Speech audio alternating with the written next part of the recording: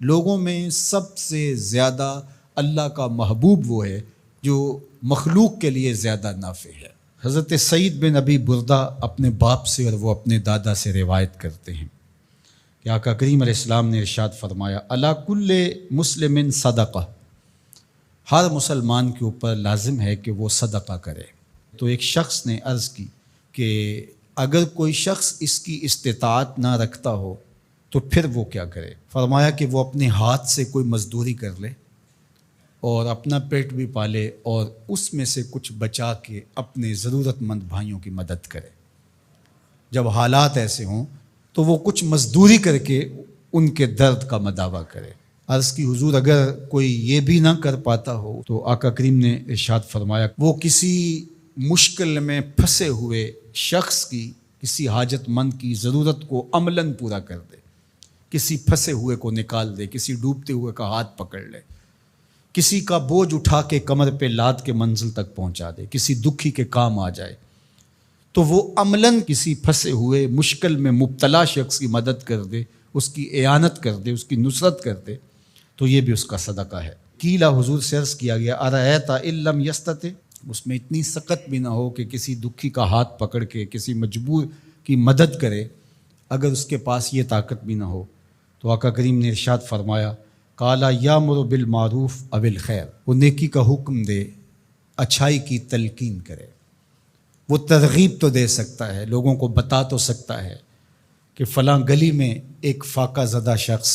زندگی اور موت کی کشمکش میں ہے، لوگوں اس کی مدد کو پہنچو۔ وہ دہائی تو دے سکتا ہے، وہ شور تو مچا سکتا ہے، اپنے بھائیوں کی مدد کے لیے لوگوں کو تحریض تو دے سکتا ہے، ترغیب تو دے سکتا ہے، ابھار تو سکتا ہے۔ پھر عرض کی گئی ارأیت ان لم یفعل، کہ حضور اگر وہ یہ بھی نہ کر سکتا ہو تو آقا کریم نے ارشاد فرمایا اس کا وجود کسی کے لیے شر کا ذریعہ نہ ہو، اس کا وجود کسی کے نقصان اور ضرر کا سبب نہ ہو، فرمایا فإنہا صدقہ، اس کا یہی صدقہ ہے۔ کسی کو سکھ نہیں دے سکتا تو دکھ نہ پہنچائے، کسی کی مدد نہیں کر سکتا کسی کو دھکا نہ دے،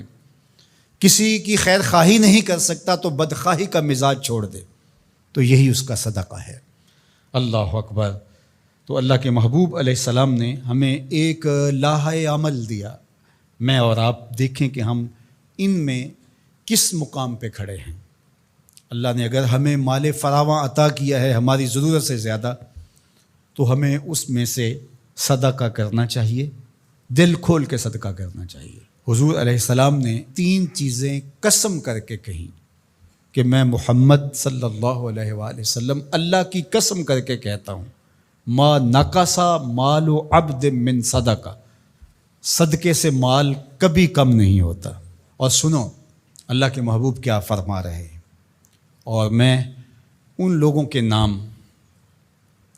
اپنی محبتیں پیش کرتا ہوں جو اس وقت میدان عمل میں موجود ہیں اور گرم موسموں کے تھپیڑے گوارا کر رہے ہیں اور اپنے بھائیوں کے ساتھ مشکل کی اس گھڑی کے اندر، مصیبت کے ان لمحات کے اندر کھڑے ہیں۔ مفلوق الحال لوگ اپنی غربت، لاچاری، بیماری، بھوک، ننگ، افلاس کی وجہ سے بعض اوقات تہذیب بھی کھو بیٹھتے ہیں، لیکن اس کے باوجود اس پہ صبر کرنا اور ان سے الجھنے کی بجائے ان سے محبت اور شفقت سے پیش آنا۔ ہمارے 3 کارکن زخمی ہو چکے ہیں، پتھراؤ کیا گیا مختلف جگہوں پہ، اور یہ پرسوں تو رینجر نے ہمارے دوستوں کو نکالا، لیکن اس پر تکلیف ضرور ہوئی، لیکن غصہ اس لیے نہیں ہے، خدا نہ کرے اس مشکل میں ہم پھنسے ہوں تو ہمارا روح سخن کیا ہو۔ پیچھے بچے بھوک سے مر رہے ہوں، پیاس سے تڑپ رہی ہوں بیٹیاں، تو انسان لڑنے کو آئے گا، انسان الجھ پڑے گا۔ تو دوستوں نے کہا کہ ٹھیک ہے، قریبی علاقوں کے اندر آپ یہ جو ٹرک وہاں آپ کے پاس موجود ہے بانٹ کے آ جائیں، سامان سے زیادہ جانیں اہم ہیں۔ تو میں سلام پیش کرتا ہوں اپنے ان ساتھیوں کو۔ انہوں نے کہا کہ ہم جو ان علاقوں کا وزٹ کر کے آئے ہیں جہاں ابھی تک کوئی مدد نہیں پہنچی اور 5-5 6-6 دن سے وہ لوگ بھوک میں تڑپ رہے ہیں، تو جو بھی ہوگا ہم مشکل سہ کر بھی ان تک پہنچنے کی کوشش کریں گے۔ اللہ ان کی حفاظت فرمائے،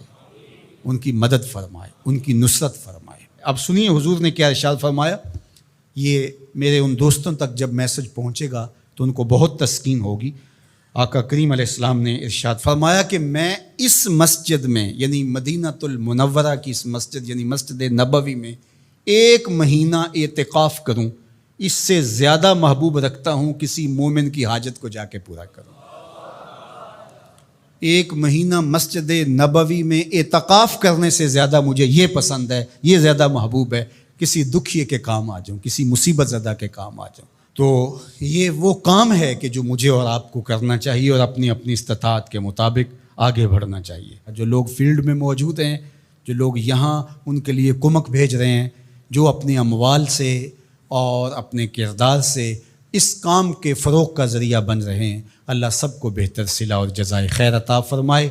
میں پنجاب، سندھ، بلوچستان اور KP کی پولیس کا بھی شکریہ ادا کرتا ہوں، بہت جگہوں پہ انہوں نے ہماری مدد کی، اور رینجر کا شکریہ ادا کرتا ہوں جنہوں نے بہت جگہوں پر ہمارے کارکنوں کو حفاظتی حصار فراہم کیا، اور اس وقت بھی وہ ہمارے دوستوں کے ساتھ چل رہے ہیں۔ اللہ سب کو جزا دے، پاک فوج کو قدم قدم پہ خیر عطا فرمائے۔ مشکل کی اس گھڑی میں جو بھی ان مجبوروں کے ساتھ کھڑا ہے، اللہ اس کی مدد فرمائے۔